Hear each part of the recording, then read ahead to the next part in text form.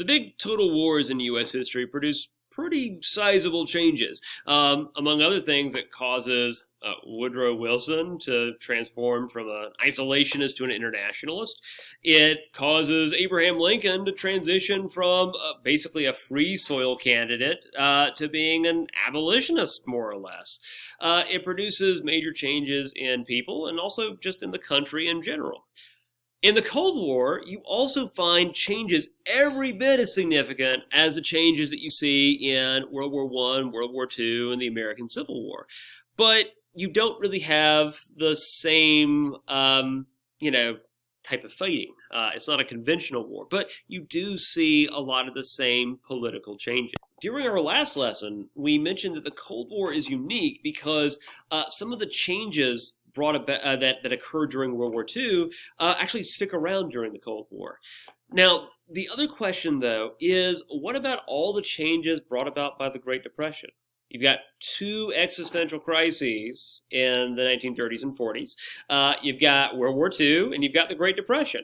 And both events lead to some solutions that are really intended to be short-term solutions. Of course, in World War II, we ally with Great Britain and the Soviet Union. The relationship with the Soviet Union didn't work out, but the one with Britain actually continued after the Second World War, surprisingly. Because remember that the United States and Britain also were on the same side in World War I. They don't necessarily stay closely aligned with one another after that conflict, but they do in World War II.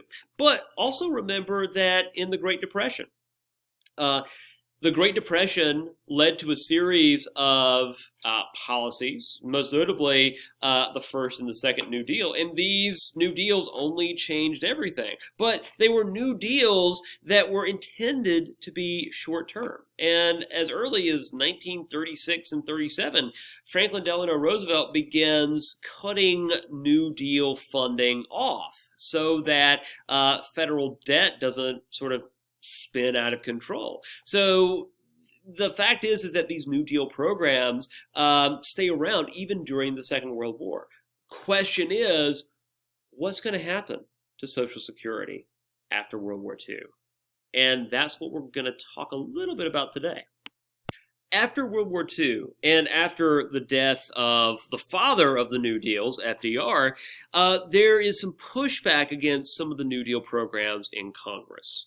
Remember that the New Deal, comprises a variety of programs and policies put into place by the U.S. government to deal with the fallout from the Great Depression. This includes Social Security.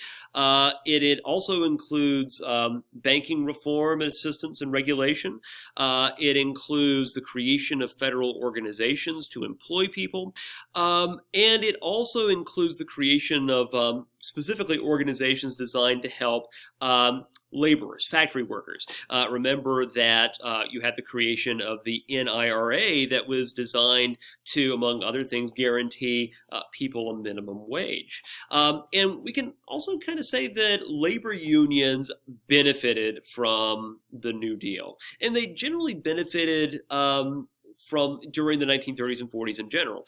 Labor unions were a core part of the New Deal coalition. Therefore, based upon Machiavellian politics, it shouldn't surprise us that in 1935, Congress, at FDR's behest, passes the Wagner Act that guarantees workers the right to organize, even if businesses basically make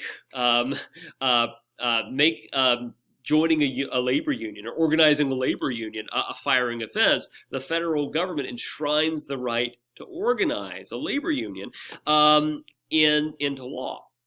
But again, there is some pushback, and some of the pushback is over the question of open or closed shops. Closed shops are those businesses that require employees to join labor unions as a precondition to employment. In other words, if you're not part of the official company labor union, you don't get hired. And for labor union leaders, this was very, very nice. It's very, very nice because it gives labor unions a lot more bargaining power. So in other words, theoretically, if the union goes on strike, then all employees at the factory will just not show up for work. So it gives them a lot of leverage over management.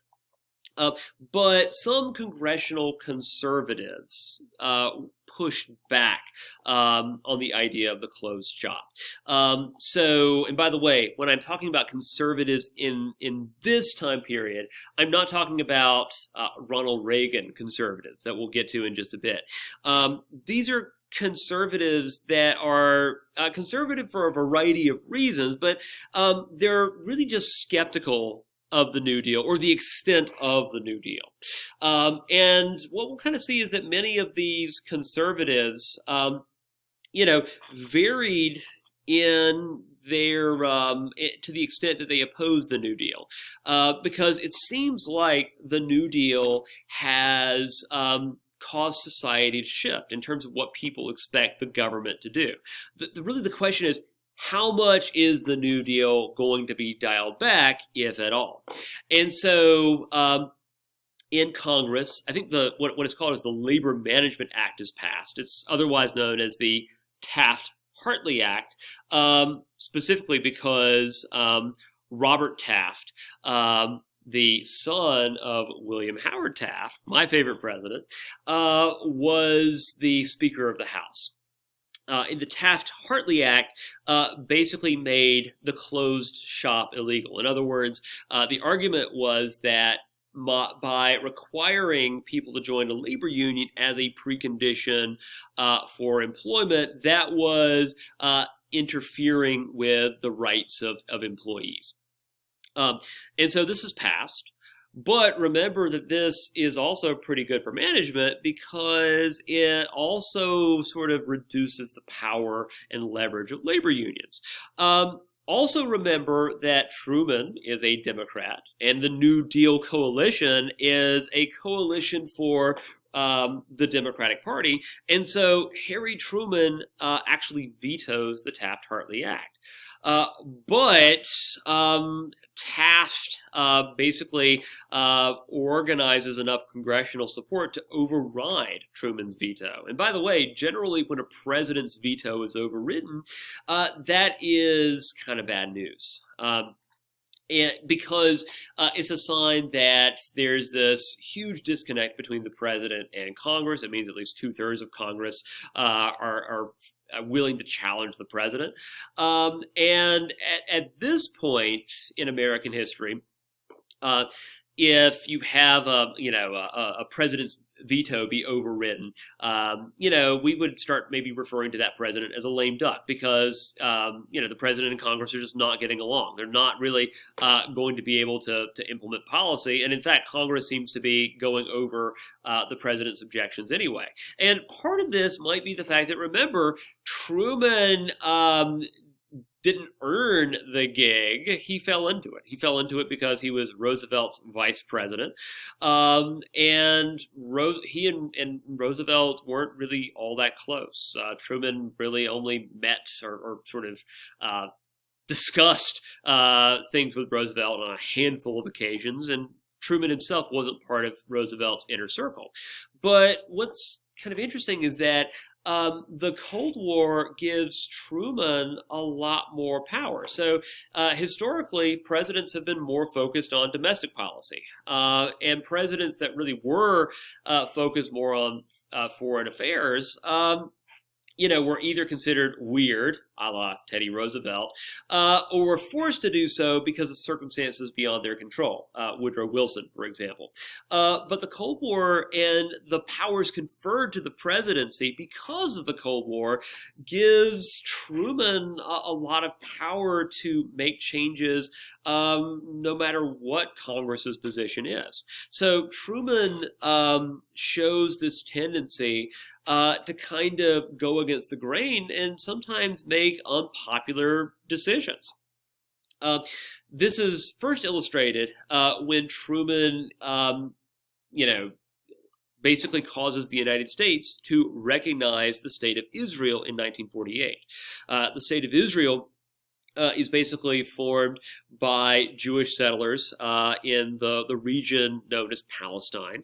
And after World War II, because of to a certain extent because of the Holocaust, the urging of Jewish leaders to have a state created for Jewish people is taken more seriously. The idea being that Jewish people have historically not had a state that they can call their own. And so whenever Jewish people are persecuted, there's no state that kind of represents their interest. Remember that when the Austro-Hungarian Empire starts sort of picking on Serbs in Serbia, it has a protector, Russia, to, basically Russia is, bad pun, to its defense.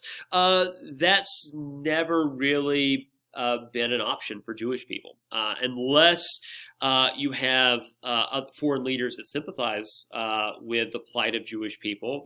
They've basically been out of luck. And so as early as the early 20th century, there's been this idea that a Jewish state should be created in the region known as Palestine. We saw that with the Balfour Declaration. But after the Holocaust, that's taken, again, a little bit more seriously. The State of Israel is declared in 1948, and the United States recognizes it. But again, it's very controversial.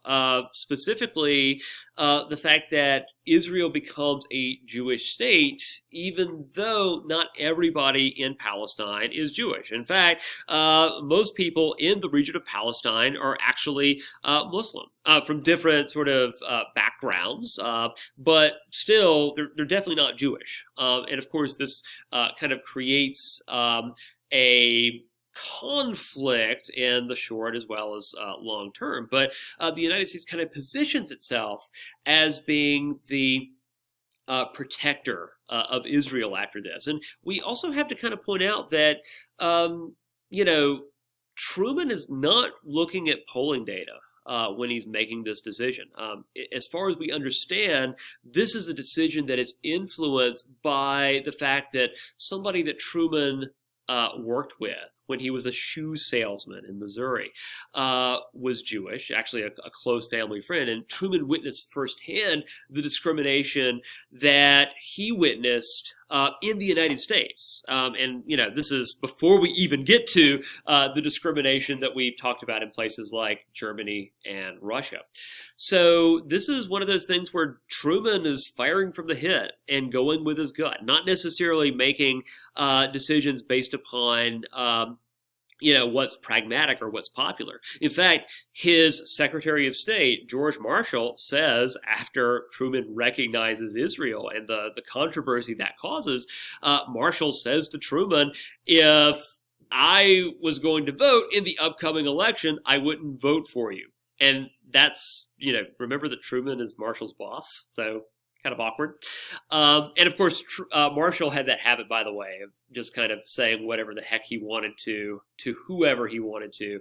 And Marshall could kind of make that work because of the amount of respect that he had earned as being America's most senior soldier in general during World War II. But that was just an inkling of the pushback that Truman gets during the Korean War. Not during the Korean War, but shortly before the Korean War. Remember that the United States Army was still a Jim Crow army. You had segregated units, units for black people and units for white people, units for Japanese Americans. It was an army that's still segregated by race. And remember that this was something that, units of black soldiers have been around since the American Civil War. But that being said, the fact that the federal government embraced discrimination was kind of a more recent development, an early 20th century development because of Woodrow Wilson. And you also might remember that FDR begins pushing back against that.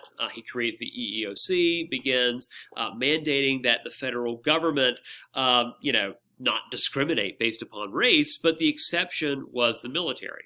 The argument being that the military was so large and racial integration was such a logistically difficult thing to pull off that the military had always sort of kicked the can down the road. And Roosevelt, for his part, was okay with that. Again, partially because many of these civil rights developments occur during the year 1942, as the United States, is starting to gear up to participate in the Second World War. But Truman decides that enough is enough, and in 1948, he decides, as Commander-in-Chief of the Armed Forces, to issue an executive order mandating the integration of the military now. Not tomorrow, not a few days from now, but now. Truman's like, now means now. You don't just plan to do it and then not do it. Do it now. And, the United States Army that goes to war on the Korean Peninsula, for all the issues that it had, one thing that you can't say about it is that it was a Jim Crow army. It wasn't a perfectly integrated army by any stretch of the imagination, but it was an army that was more or less integrated.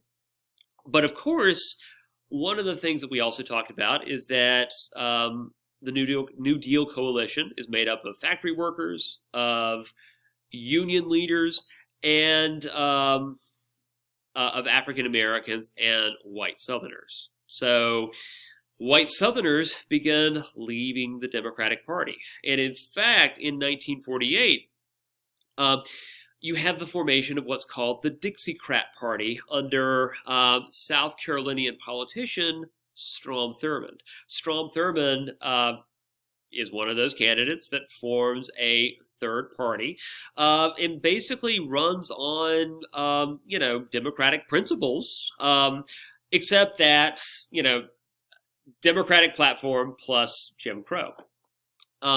And because of that split within the Democratic Party, conventional wisdom is that Harry Truman's days were numbered, and that in the election of 1948, Truman was going to lose.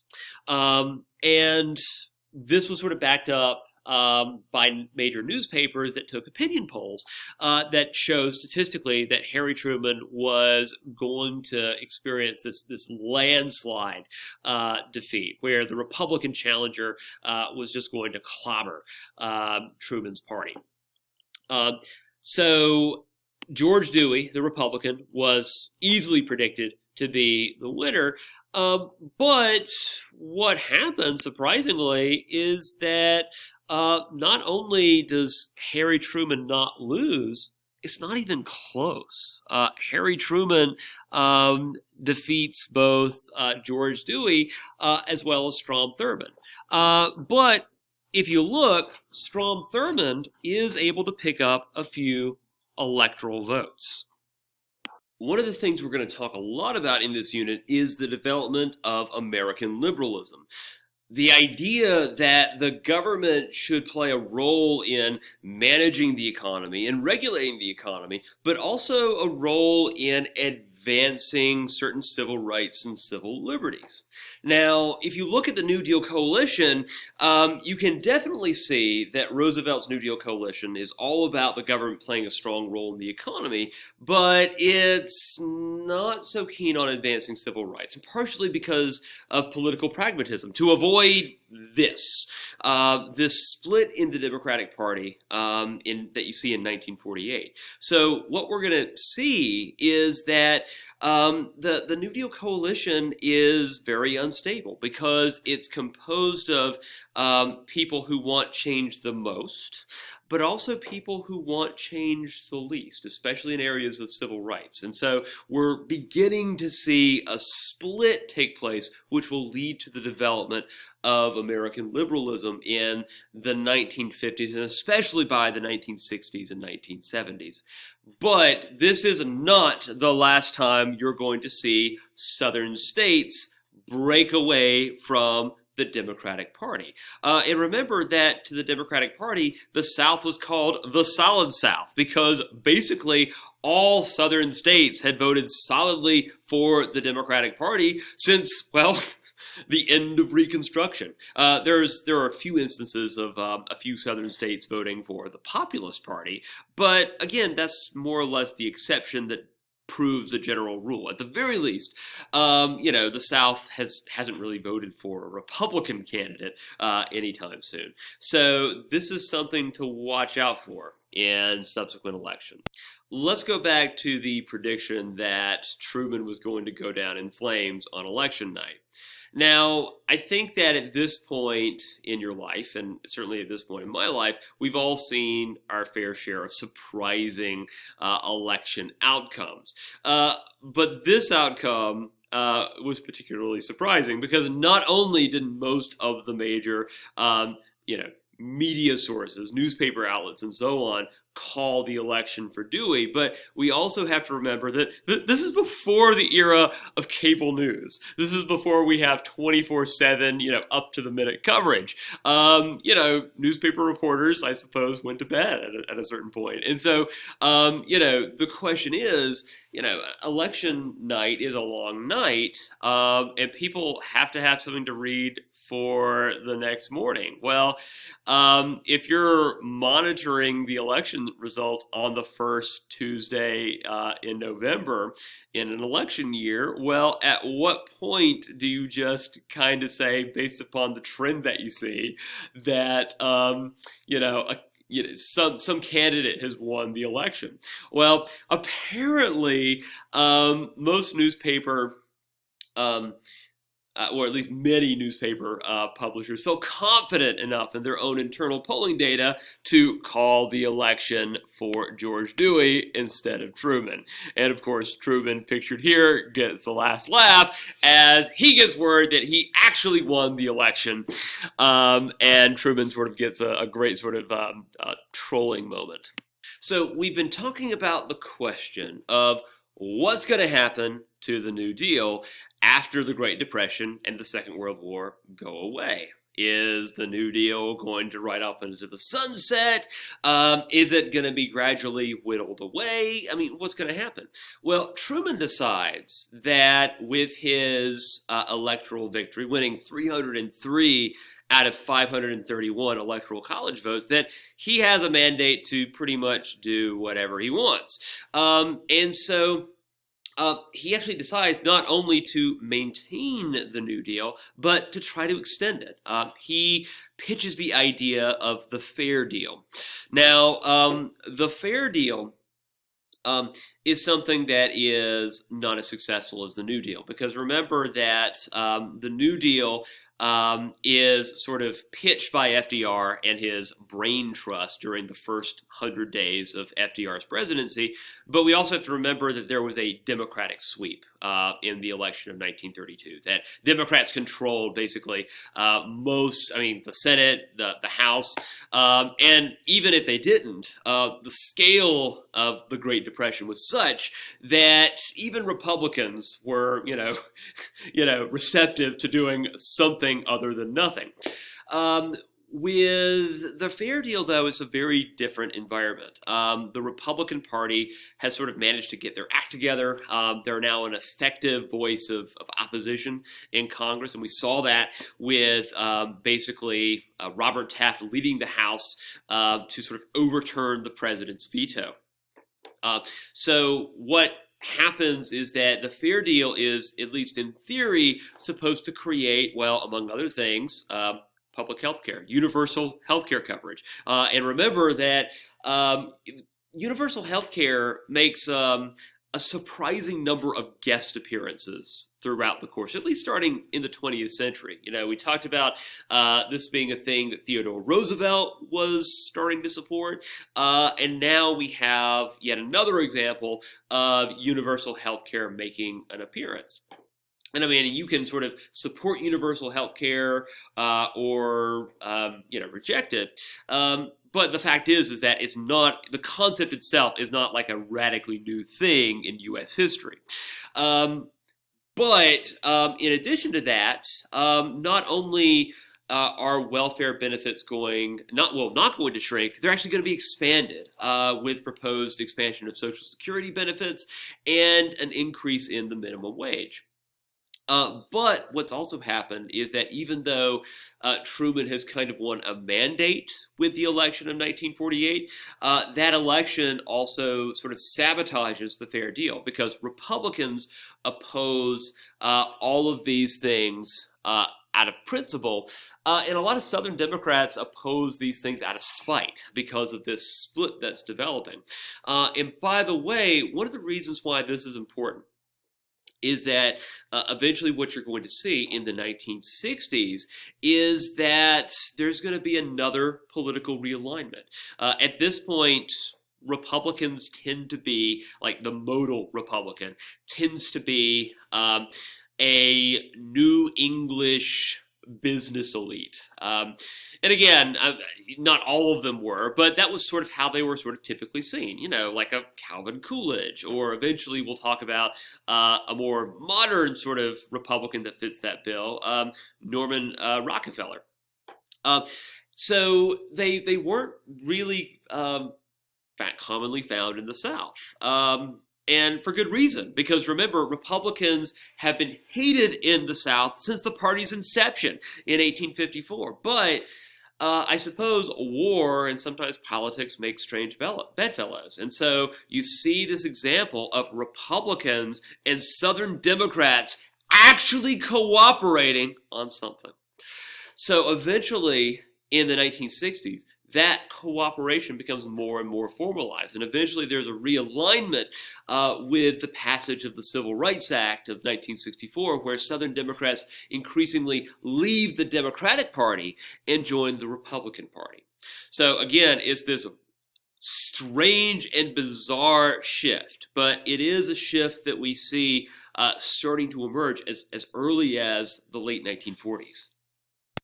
But I know what you're thinking, 3 a.m. We have to learn this. Well, yes. But what you're probably also thinking, or hopefully thinking, is, Mr. Dry, you told us that the Cold War would be wrapped up in everything. And so far, we've heard nothing about the Cold War. You've broken your promise. Well, touche. To make it up to you, how about we get into another Red Scare? And we've actually kind of talked a little bit about this Red Scare. Remember, there are 2 Red Scares in U.S. history. There's the first one in the 1920s. Well, actually, technically it begins in 1919, if we're being nitpicky, and extends into the 1920s. And then there's the one that begins in the late 1940s and extends into the 1950s. So the fact that you're seeing 1947 here is not a coincidence. Remember that it's around the same time that you're also seeing the development of the National Security Council, the establishment of the CIA. It's also when relations between the United States and the Soviet Union start really tanking. So that being said, this Red Scare is very, very different from the previous Red Scare. Remember, the first Red Scare was really focused on immigrants, and it's hard to know how much of the first Red Scare was really about fears of communism and how much of it was really like Know Nothing Party 2.0. This Red Scare, though, is focused on people in positions of power.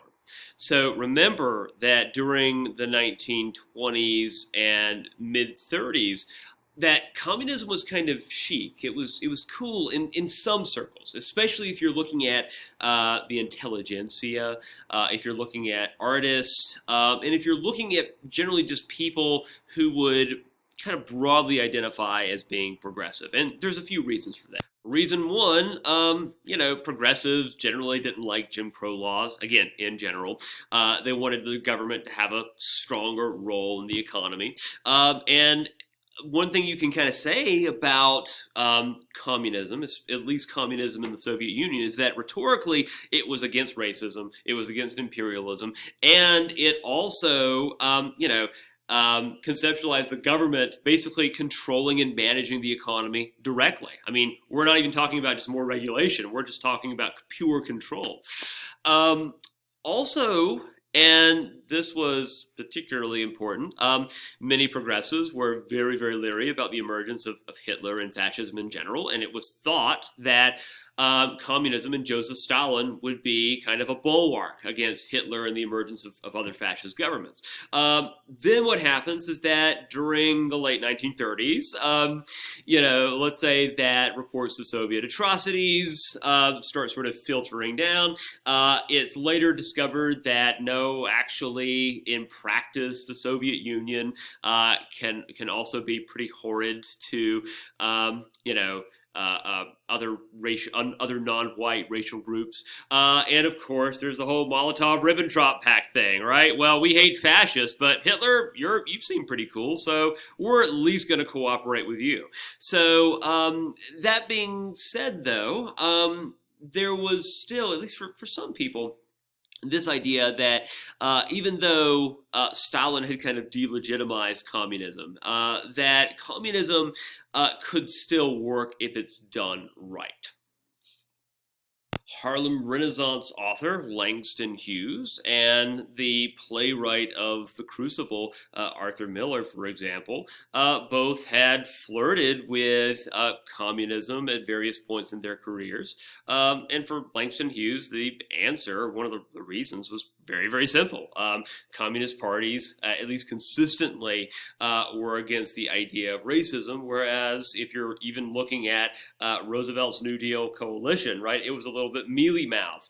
Even the Republican Party, which historically was the party of abolitionism, right, it didn't exactly work too hard to maintain Reconstruction, and now the Republican Party is cooperating with, Southern Democrats to sort of defy Harry Truman's legislative program. So that's kind of the way, that's kind of how communism is sort of perceived. It's certainly not something that has mainstream appeal, but for Americans who are part of a marginalized group, or Americans who are sort of part of the intelligentsia and who sort of have a background in resisting fascism. Communism might have been sort of a youthful dalliance, but it is something that they've been associated with in the past. But again, because of the Cold War and because of the threat of thermonuclear war as the years go on, suddenly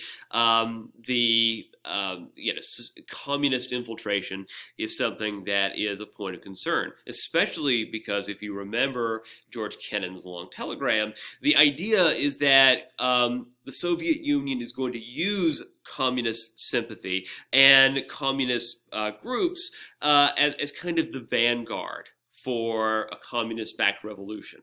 And so remember, if you tolerate communism anywhere, you could potentially open the door to allow it to spread everywhere.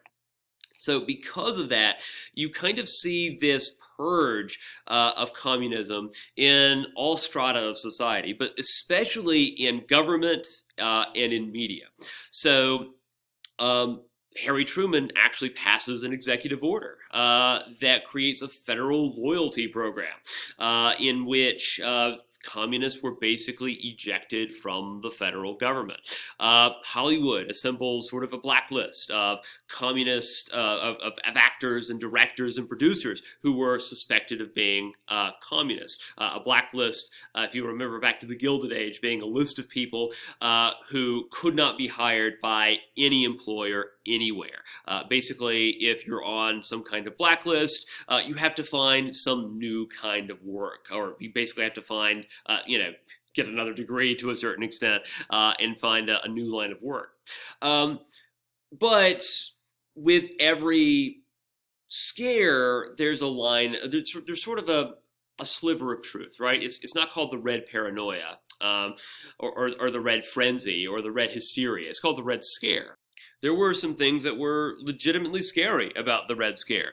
Specifically, the fact that the Soviet Union's intelligence gathering agency, the KGB, was very, very good at getting scientists, especially nuclear scientists in both the United States and the United Kingdom, to divulge state secrets. So Klaus Fuchs in the United Kingdom and Julius and Ethel Rosenberg in the United States both divulge nuclear secrets around the same time that the Soviet Union develops an atomic bomb of its own. But probably what was the most shocking thing was the trial of Alger Hiss for perjury. For claiming that he wasn't a communist, and then it was discovered that he was. What makes Alger Hiss so, the case of Alger Hiss so alarming is that Alger Hiss is as much of an insider as you could possibly get. Alger Hiss was an aide to Franklin Delano Roosevelt. He was somebody who was really Roosevelt's confidant in foreign affairs and foreign relations. Alger Hiss actually played a leading role in helping draft some of the founding documents of the United Nations. And it's discovered that he's a communist. And this was sort of unearthed due to an informant by the name of Whittaker Chambers, who rats him out. But eventually, this guy right here, a corporate lawyer from California turned congressman, Richard Nixon, who leads the House of Un-American Activities Committee. He basically exposes Hiss as a communist. And by the way, this is not just the origin story for the Red Scare, but it's also the origin story for Richard Nixon, because this is sort of how he climbs to national fame. And his reputation is as the arch anti-communist in the United States, is basically this person who's leading an anti-communist witch hunt. But that being said, one of the things we associate with the Red Scare is that politicians and to a certain extent, law enforcement, courts, they're cutting corners in due process and all that and trying to ferret out suspected communists. But at the same time, there is that sliver of truth there, that their communist infiltration and the divulging of state secrets, it's just not to the extent that everybody, is suspecting. There's not like a communist around every corner. But I said that in the Cold War, you see a lot of the same things that you would in a normal big war. It's just that the Cold War isn't, a conventional conflict. And so remember in World War I, for example, we had the Espionage and Sedition Acts. In the Cold War, we have the McCarran Internal Security Act. So remember that we have that thing called the First Amendment that guarantees freedom of speech and expression, assembly, but with the passage of the McCarran Internal Security Act, once again, we see those rights sort of being whittled away to a certain extent. It requires communists to register with the United States government. It also, of course, maybe this is not exactly the whittling away of some kind of constitutional freedom. It does make it a crime to establish a totalitarian government. But again, what a lawyer would say is, define totalitarian. That word in itself is very vague and ambiguous. And it also allowed for the detention of disloyal or subversive persons. And again, what does disloyal and what does subversive actually mean? So I'm going to skip ahead for just a bit, because what this sort of demonstrates is that there is a legitimate fear in government as well as in the public of communist infiltration. And the great trailblazer Richard Nixon has also demonstrated that a young up-and-coming politician can kind of show off if he is, an anti-communist inquisitor extraordinaire. So with all that context, let's introduce this guy, who you're probably familiar with. I know that some of you had to do kind of like an English project on it at some point. But anyway, let's introduce Joseph McCarthy. Joseph McCarthy is a sad, sad man. And I don't mean sad, sad as in he sucks or, he's an idiot. Well, he kind of is both. But Joseph McCarthy was really just kind of a pathetic person. McCarthy was a senator from Wisconsin. And I think that at one point, I can't remember the name of the magazine, but there was a magazine that sort of ranked U.S. senators based upon their effectiveness. And Senator McCarthy's name was the bottom on the list. And it looked as if McCarthy was going to have his work cut out for him if he wanted to be reelected at any point. So what McCarthy realizes, though, is that if you sort of talk tough against communism and maybe even expose a few communists, that gets you brownie points. And that doesn't require you to do something complicated like, introduce a bill and get it to pass. That's hard work. But, pointing a finger at somebody and saying, them there's a communist, well, you don't need the votes of, 50 other people to get that done. So McCarthy eventually tells reporters that he has had reports of a number of communists in the highest reaches of the U.S. government. And apparently the number of suspected communists changes. He's never consistent about how many suspected communists there are reported to be. But the fact that he's sort of leading the way in hunting suspected communists gives him a huge degree of popularity all over the country, at least at first. Exposing suspected communists gives McCarthy a rush of popularity. The problem is, in any addiction, to maintain that same rush, you have to constantly up the ante. And eventually you reach that point where you can't go any further. McCarthy reached that point when he accused that bastion of communism and subversiveness, the United States Army, of being infiltrated by communists. In fact, he accuses, I think he actually accuses George C. Marshall of being a communist, this sort of stern, old school Virginia aristocrat. And at that point, things backfire. Actually, it backfires on national television. Remember, as early as 1944. Senator, may we not drop this? We know he belongs to the Lawyers Guild. And Mr. Cohn nods his head at me. I did you, I think, no personal injury, Mr. Cohn. No, sir. I meant to do you no personal injury. And if I did, I beg your pardon. Let us not assassinate this lad further, Senator. You've done enough. Have you no sense of decency, sir? At long last, have you left no sense of decency? Definitely not the ultimate burn in 2021 terms, but in the 1950s, this was considered, not just a burn, but a third-degree burn. And at this point, McCarthy never really recovered from that exchange. It becomes one of the more sort of memeable political moments of the 1950s.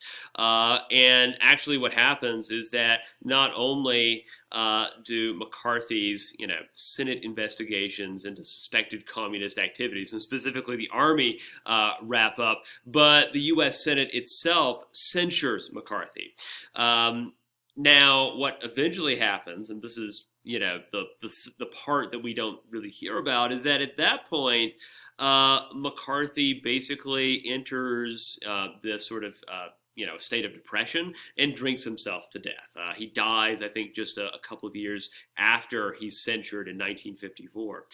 So, this sort of closes, what we kind of consider to be the second Red Scare, this period from 1947 to 1954. But those fears of communist infiltration are always sort of hanging in the background. Now that we've talked about the great political failures of the Cold War, let's talk about one of the great political successes. And of course, you guys know who I'm talking about. There's one politician in the Cold War who is seen as knowledgeable, experienced, somebody who is almost universally admired and respected by both Republicans and Democrats. And of course, I'm talking about, drumroll please, Dwight David Eisenhower. I'm sorry, Kennedy fans.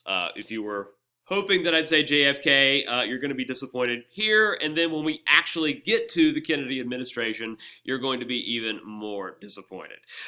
So Dwight David Eisenhower is elected president in 1952, and it was almost a shoo-in. Actually, Eisenhower himself sort of, mimics the pathway of Grant and Andrew Jackson, a victorious wartime general who laterals into politics.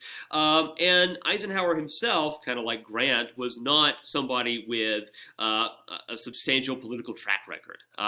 In fact, Eisenhower's nomination was sought by both Democrats and Republicans, which sort of speaks to his popularity. And to be honest, Eisenhower was not just an effective general. There are some people who say that, he really wasn't.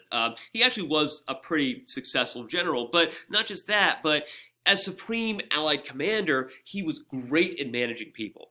He wasn't necessarily the person who knew how to operate tanks the best and knew how to maneuver tanks the best, but he knew how to manage the people who did. In other words, Eisenhower was an exceptional coach, and we also talked about how he could be very, very canny. And when people look back on the Cold War, by this point, when he's elected in 1952, Eisenhower is, he's kind of old. I can't remember how old exactly, but remember that he's already Supreme Allied Commander in the 1940s, and it's now been 17 years since the end of World War II.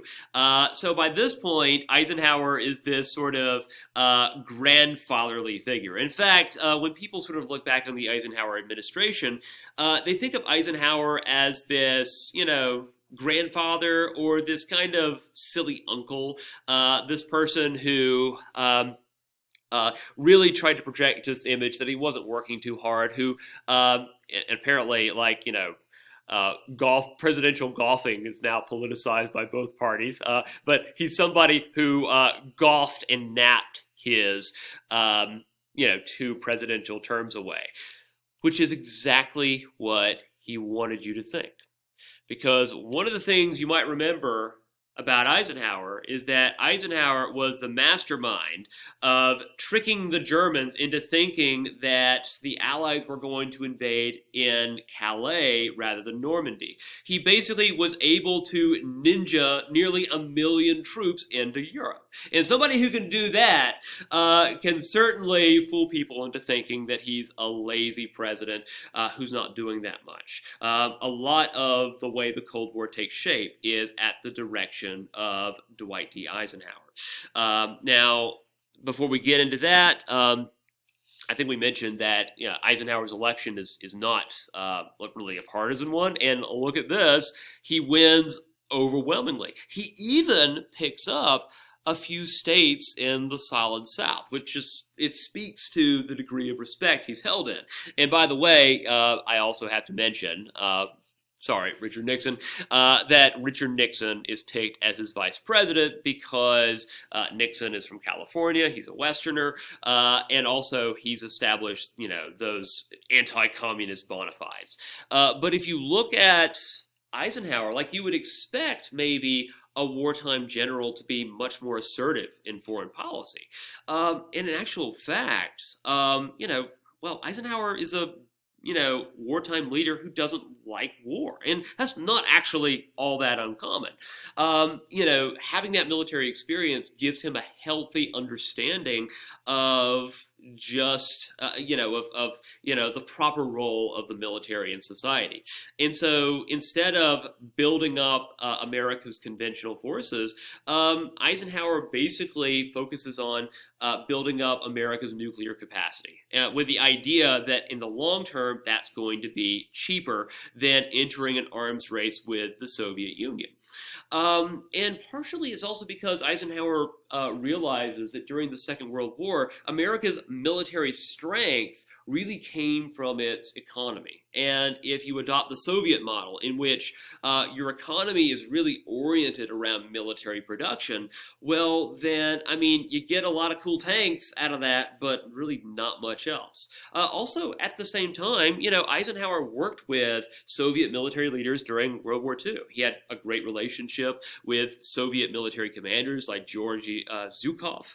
And so what happens is that in the Eisenhower administration, we see the first of a couple of these, something called a détente, a decline in hostilities with the Soviet Union.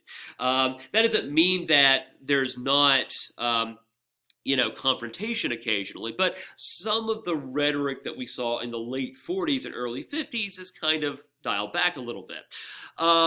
And we also have to kind of keep in mind that this is also coming on the heels of the Soviet Union introducing its hydrogen bomb in 1950. In other words, this really is the time period in which mutually assured destruction becomes much more assured and much more destructive. Now, also Eisenhower is somebody who appreciates the value of intelligence and spies. And so Eisenhower becomes a great patron of the Central Intelligence Agency during his presidency. But again, even though he's a wartime general, he's somebody who's much more focused on expanding the American economy. In the next lecture on the culture of the 1950s, we'll talk about Eisenhower's role in building up infrastructure and also taking steps to basically create America's modern-day college education system. Now, that détente with the Soviet Union, though, only goes so far, because towards the end of his presidency, really during his second term, you have two events that show that détente can only go so far.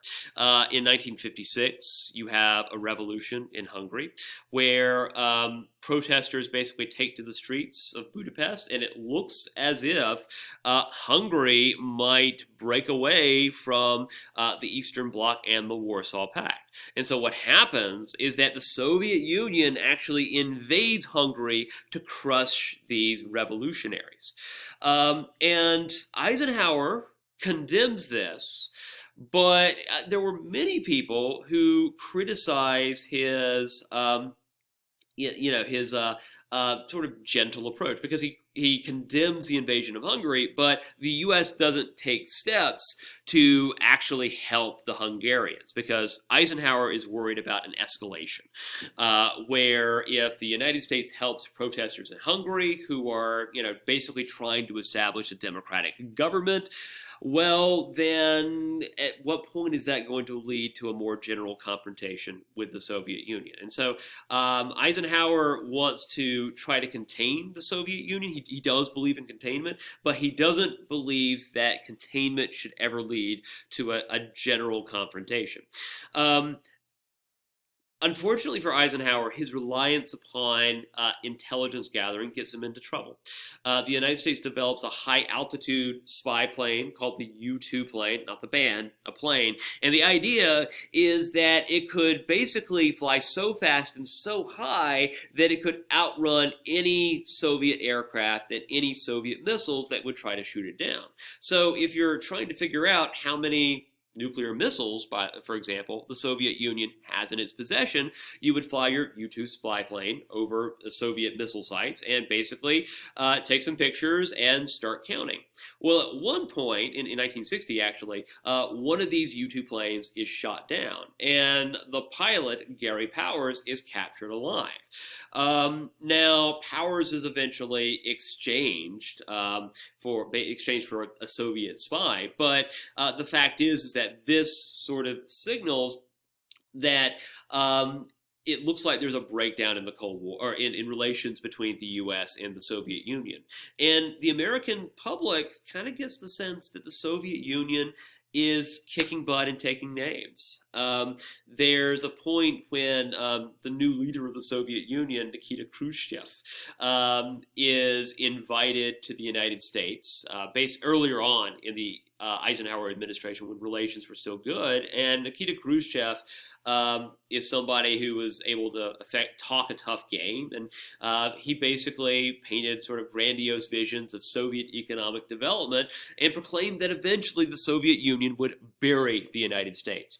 And to a certain extent, it looked as if the Soviet Union was doing just that. The technological gap between the U.S. and the Soviet Union looked like it was beginning to close. It wasn't actually closing, but that was the perception. Because, of course, you have the development of the hydrogen bomb. You also have the fact that the Soviet Union is consolidating its control in Hungary. It's shooting down America's state-of-the-art spy planes. And then, in 1957, the most terrible sound of all could be heard. Beep, beep. It's the sound of Sputnik. In 1957, the Soviet Union is able to launch the first artificial satellite into orbit. This is, by the way, what heralds the beginning of what we'll call the space race. But it's also important for one other reason, and that is, well, if you can basically lob a basketball-sized object into geosynchronous orbit around planet Earth, well, then wouldn't it be just as simple to launch something almost into orbit, just maybe so that it comes down somewhere, maybe over an American city or something? And maybe you could even attach some kind of weapon to it, like a nuclear warhead. So the thing about the space race that you have to understand is that it is about space, but it's also not about space. Because basically, the science that you use to get something into orbit is basically the same exact science that you use to calculate how to get something to crash back down again.